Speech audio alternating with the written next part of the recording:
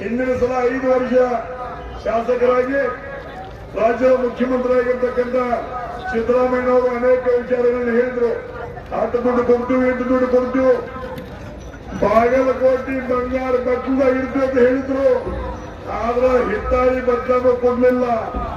ಅವ್ರನ್ನ ಇವತ್ತಿನ ದಿವಸ ನೀವು ನಡೆದಂತ ಮಾತಿಗೆ ನೀವು ತಪ್ಪಿದಿರಿ, ಅದಕ್ಕೆ ನೀವು ಒಪ್ಪೋದಿಲ್ಲ, ನೀವು ನಮ್ಮ ಕಡೆ ಬರಬೇಡ್ರಿ, ನಿಮ್ಮ ಮೈಸೂರು ಭಾಗದಾಗ ನೀವು ಇರ್ರಿ ಅನ್ನುವಂತ ಮಾತನ್ನ ಹೇಳುವ ಮುಖಾಂತರ ಇವತ್ತು ಅವರಿಗೆ ಬುದ್ಧಿಯನ್ನು ಕಲಿಸಬೇಕಾಗ್ತಾ ಇದೆ.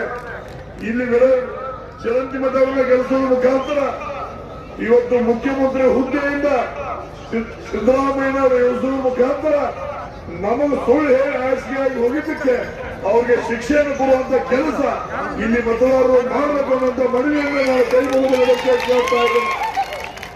ಇಲ್ಲಿ ಇವತ್ತು ಬಹುಶಃ ಬೆಳಗಾವಿ ಜಿಲ್ಲೆ ಮತ್ತು ಬಾಗಲಕೋಟೆ ಜಿಲ್ಲೆ ಇವತ್ತು ಉಸ್ತುವಾರಿಗಳನ್ನು ಹಾಕಿದ್ದಾರೆ. ಆ ಉಸ್ತುವಾರಿಗಳನ್ನು ಹಾಕಿದ್ರೆ ಅವತ್ತು ಇವತ್ತು ಮೇಟಿ ಅವರು ಕೊನೆ ಟಿಕೆಟ್ ಇದ್ರು. ಇನ್ನು ಮುಂದೆ ಮೇಟಿ ಅವರಿಗೆ ಟಿಕೆಟ್ ಕೊಡ್ತಾರೆ ನನಗೆ ಗೊತ್ತಿಲ್ಲ. ಈಗೇನವ್ರು ಬೆಳಗಾವಿಯಿಂದ ಬಂದಾರ, ಅವ್ರು ಬಂದು ನಿಮ್ಮ ಬಾಗಲಕೋಟೆ ಮತಕ್ಷೇತ್ರದವ್ರು ಪನ್ಸರತ್ ನೋಡಕತ್ತಾರೆ. ನಿಮ್ಮದು ಪನ್ಸರತ್ ನೋಡ್ರಿ, ಹಣಕ್ಕೆ ಬಗ್ತಾರೋ, ಖಂಡಕ್ಕೆ ಬಗ್ತಾರೋ, ಖಂಡಕ್ಕೆ ಬಗ್ತಾರೋ, ಗುಂಡಾಗಿರಿಗೆ ಬಗ್ತಾರೋ, ದಬ್ಬಾಳಿಕೆಗೆ ಬಗ್ತಾರೋ, ಅನ್ನೋದನ್ನ ರೊಕ್ಕಕ್ಕೆ ಬಗ್ತಾರೋ ಅನ್ನೋದನ್ನ ಪರೀಕ್ಷೆ ಮಾಡಕ್ ಬಂದಾರು. ಅದಕ್ಕೆ ದಯಮಾಡಿ ಇವತ್ತು ಹುಕ್ಕೇರಿ ಮತಕ್ಷೇತ್ರದಲ್ಲಿ ಮೊನ್ನೆ ನಡೆದಿರ್ತಕ್ಕಂಥ ಒಂದು ಸಂಸ್ಥೆಯ ಚುನಾವಣೆಯಲ್ಲಿ ಸ್ವಾಭಿಮಾನ ಇಟ್ಕೊಂಡು ಮತದಾನ ಚಲಾವಣೆ ಮಾಡಿದ್ವಿ. ಮತವನ್ನು ನಾವು ಮಾಡ್ಕೊಂಡಿಲ್ಲ, ಸ್ವಾಭಿಮಾನ ನಮ್ಮ ಜೊತೆಗದ. ಆ ಸ್ವಾಭಿಮಾನದಿಂದ ಇವತ್ತು ಸಹ ನೀವು ಮತಗಳನ್ನು ಚಲಾವಣೆ ಮಾಡಬೇಕು.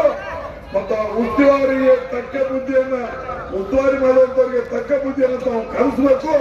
ಅದ್ರ ಜೊತೆಗೆ ಈ ಭಾಗದ ಮುಂದಿನ ದಿನಮಾನಗಳಲ್ಲಿ ಇನ್ನೂ ಈ ಭಾಗದ ಅಭಿವೃದ್ಧಿ ಸಲುವಾಗಿ ಈರಣ್ಣ ಚರಂತಿ ಮಠ ಅವರನ್ನ ತಾವು ಆಯ್ಕೆ ಮಾಡಿ ಕೊಡಬೇಕು ಅನ್ನೋಂತ ಮಾತನ್ನು ಹೇಳ್ತಾ ಇವತ್ತು ಇಡೀ ದೇಶ, ಇಡೀ ಜಗತ್ತಿನಲ್ಲಿ ಇರಾಕ್